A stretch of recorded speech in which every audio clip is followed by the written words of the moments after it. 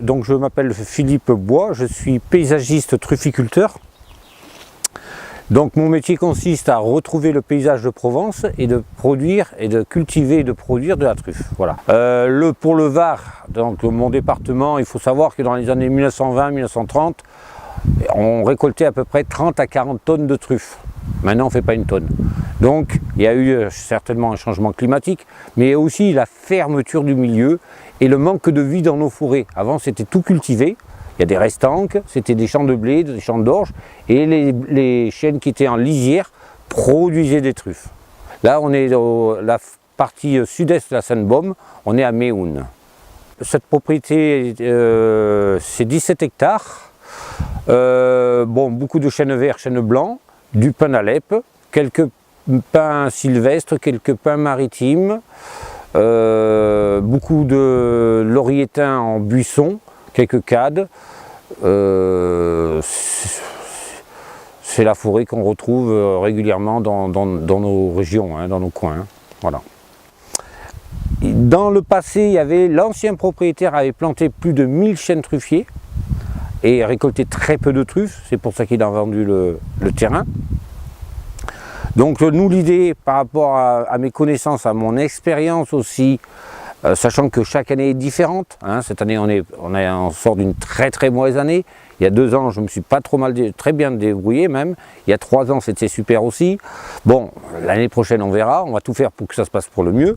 C'est vraiment de produire de la truffe pour pouvoir faire de l'écotourisme, c'est-à-dire faire venir les gens de la ville, que ce soit Toulon qui est à une demi-heure, 30-35 minutes de route, de Marseille à 45 minutes de route, pour les faire venir ramasser les truffes qu'ils voudront acheter pour pouvoir déguster autour d'un dîner. Voilà. Donc il n'y aura pas que la truffe, il y aura aussi le pastoralisme pour entretenir la forêt. Il y a la partie verger, parce qu'en travaillant on peut aller manger aussi quelques cerises, quelques prunes, quelques pommes, quelques figues, bien sûr. Il n'y a pas que la forêt pour la truffe, et aussi un endroit où on fera de la permaculture pour avoir des légumes frais. Voilà. J'ai rencontré différents trufficulteurs qui m'ont montré leur verger avec des pieds mycorhizés, achetés à des pépiniéristes spécialisés, qui n'avaient très peu ou pas du tout de truffes. Donc j'ai rencontré aussi des gens qui avaient des plantations où il y avait beaucoup de truffes. Donc je me suis dit, il y a quelque chose à comprendre, c'est ce que j'appelle moi l'espace. L'espace pour le cèpe, l'espace pour la truffe. Ici, particulièrement, là on est dans un espace où il y aura la truffe d'été. Donc qu'est-ce que c'est la truffe d'été? C'est une truffe qui va venir au mois de mai et qui va aller jusqu'au mois de juillet. Des étés humides, elles peuvent aller jusqu'au mois d'août, septembre. Voilà. Donc le travail de la sylviculture consiste en quoi? Déterminer déjà le lieu, faire les analyses de terre. Là, on savait qu'il y avait que la terre était favorable. Ensuite, on a sélectionné les arbres à abattre et ensuite à débroussailler aussi, les buissons à débroussailler. Donc, on a réouvert le milieu.